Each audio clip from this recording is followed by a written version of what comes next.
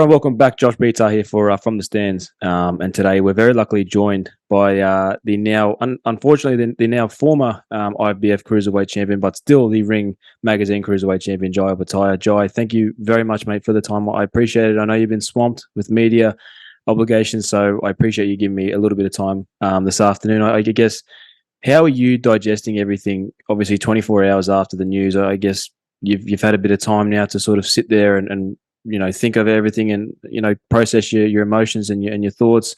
How's it all feeling now, 24 hours after vacating the title? Um, yeah, it was frustrating at the time, but to be honest, I'm over it. I am just so locked into this fight. I just want to get this job done. We're on this fight on its own, and this platform that I'm fighting on. It's like a world title fight on its own. You know what I mean? So, I'm proud to be here, and I just cannot wait to get in that ring. 100%. Well, look, you got the fight with Ellis Zoro, and I spoke to Mick Francis, and he said that you're jumping out of your skin for this fight. I guess, what kind of performance are you looking to put on against Ellis Zoro after such a dominant performance against Jordan Thompson back a few months ago? How much more can you improve on that fight against Zoro come Sunday? I'm sort of curious to see how he comes out, Zoro. I'm expecting the best version of him. A version that I haven't seen.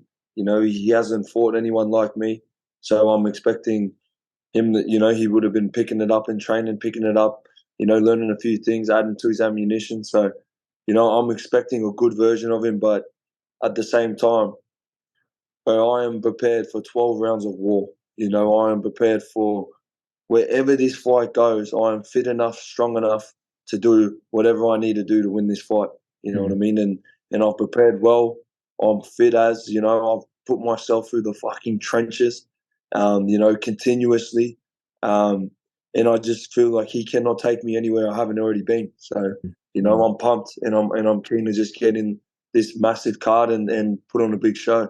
100%. Jai, obviously, Eddie Hearn spoke about that your next two fights are locked in. Obviously, this one and then another one, which are life-changing circumstances for you, which for me as a guy in the media and as a fan, I'm very happy to see guys like you get paid and be able to look after your family. I think it's a wonderful thing. But obviously, I think a world title is something like a guy like you is always going to want to try and get back into that picture, whether it be the WBC, WBA, WBO titles. Is there any champion specifically that you have your eyes set on after those two fights are done and dusted? Honestly, man, any of them. I will fight for any of those belts. I'm getting real sick of talking about fights that don't happen. I just constantly get asked about certain fighters and certain this and that, and it's annoying. You know what I mean? There's so much stuff that has to happen behind the outside of the ring for these fights to get over the finish line, and it's so frustrating because for someone like me, I've been fighting my whole life. You know what I mean? I'm used to rocking up at tournaments and everyone just fights and the best man wins. You know what I mean? That's the boxing I'm used to. Like I had my first fight at 8 years old. Like being in even here being in rehab, I've done this before. I haven't been to rehab, but I've been overseas. I've been to tournaments. I'm the first ever Australian to win a world gold medal in an amateur tournament. We broke records. I'm the youngest ever Olympic boxer in history. You know what I mean? In history. I've broken records my whole career, my whole amateur career. I've gone against the grain. I've been overseas. I've fought the best in the world as an amateur. I've rocked up the tournaments, and there's no politics and this and that. It's just you rock up and everyone's there, and the best fight the best. You know what I mean? And that's what I'm used to, and that's why it's frustrating when it doesn't continuously happen throughout this professional stuff. But it is what it is. You know what I mean? And I treat every fight like it's those tournaments. I just treat every fight like I got to be as fit and as strong as I can. So whatever happens at those fights, I got to win. You know what I mean? And that's why I feel like that's why I'm just don't let nothing else break me. You know what I mean? Because all this outside noise is just bullshit. You know what I mean? So yeah, we just stay focused and we stay. I just got to get the job done when I'm in the ring. Definitely. Joy, and sort of off the back of that, I guess, after you won the IBF title last year, you had the time off because of the injury and the jaw. And then, this year there was a lot of struggle trying to get a fight with guys pulling out in purse bids and whatnot. It was I can imagine a very frustrating time for you trying to get a fight, and trying to get your career moving forward. And now, come these last 4 or 5 months, and you have had two fights and one on a no bigger platform than you could ever be on than Day of Reckoning this Sunday. I mean, it's quite incredible how big this card is, and for you to feature on it is absolutely enormous. And I know you know that. But what did you learn what did you learn about yourself during that time of inactivity? Do you think? The hardest thing about the being inactivity, there was a few surgeries in there. You know what I mean? There was a few injuries that I had that jaw surgery that was it was shit. You know what I mean? It wasn't so much the surgery; it was the recovery. Things didn't always go to plan. We had infections in the screws. We had throat infections. Like it just dragged on, and for 4 months, I could not chew for 4 months.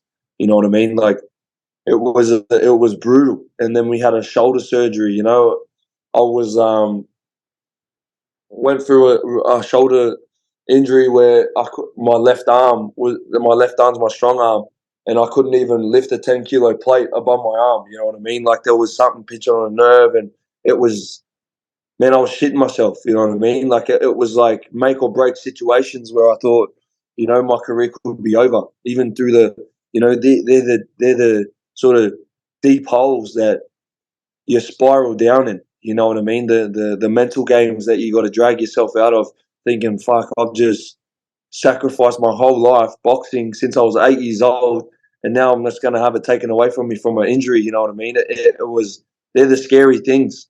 You know what I mean? And they were dark holes, but I stayed strong. I stayed fit. I recovered well.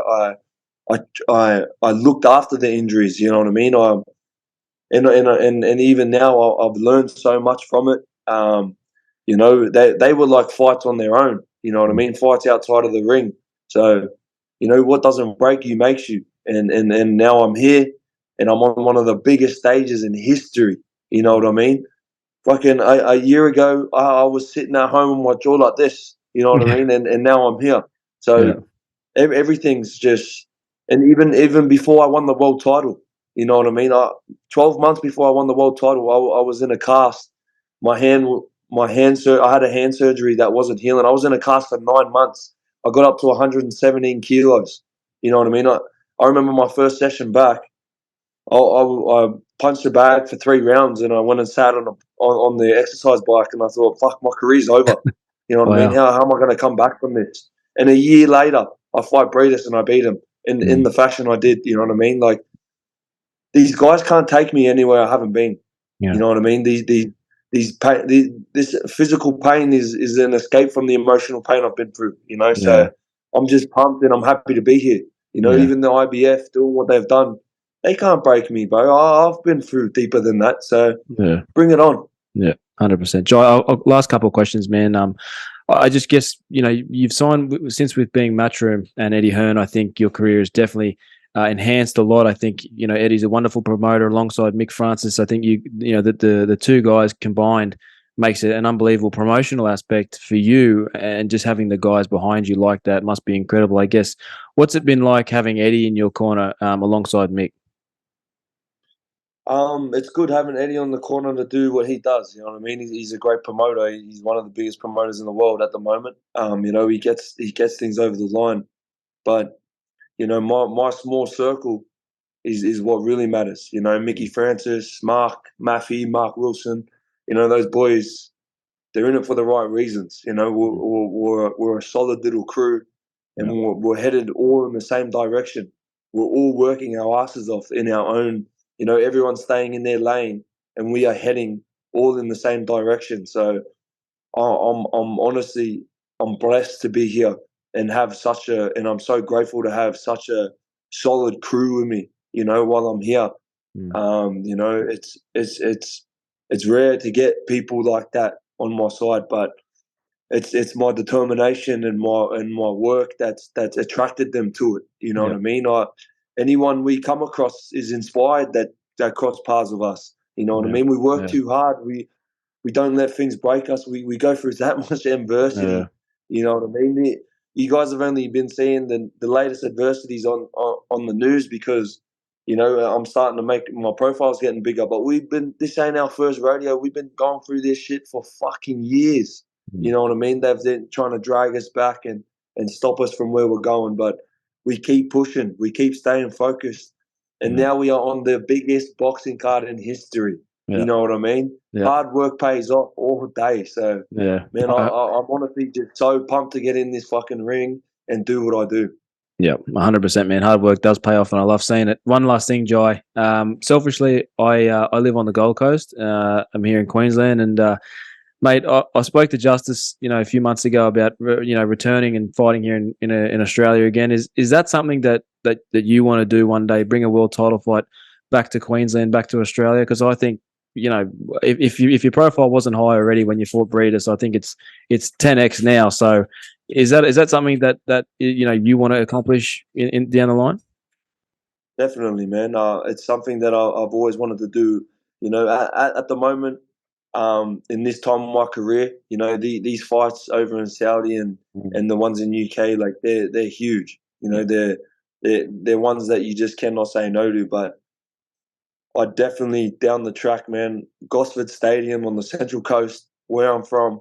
Yeah, I'm not letting go of that dream. You know what I mean? I want to make a world title fight back there in my people and represent. You know what I mean? This is what we do. This is why we do what we do. You know what I mean? Like I said, I've been traveling the world doing these big tournaments my whole life. So one day I want to bring those big fights to Australia and give that platform that I didn't have.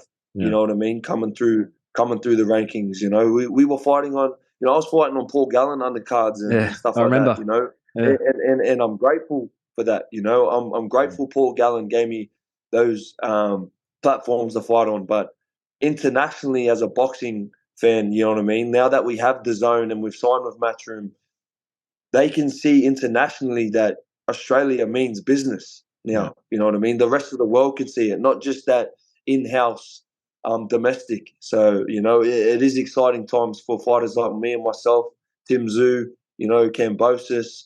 You know, Paro just done an awesome performance. You know, there's many of us coming through the rankings, and you know, I'm honoured to be at the forefront for it. Definitely, Jai, mate. Look, it's the first time I've met you today, but thank you for your time, mate. I really appreciate it, and I think, you know, your story is quite inspiring. I think you're one of the hardest workers, and you proved that hard work pays off. I'm a big believer in that. I've always believed in hard work and that it will always pay. And I love seeing it for a guy like yourself to get an opportunity on such a massive stage and to be able to provide for your family and look after, you know, them and yourself is it's a credit to you and your team. And mate, I can't wait to see what you can do on Sunday against Ellis Zoro. Thank you, man. I appreciate the call. Thank you for the support. Thank you, Joe. I appreciate it, man. Take care.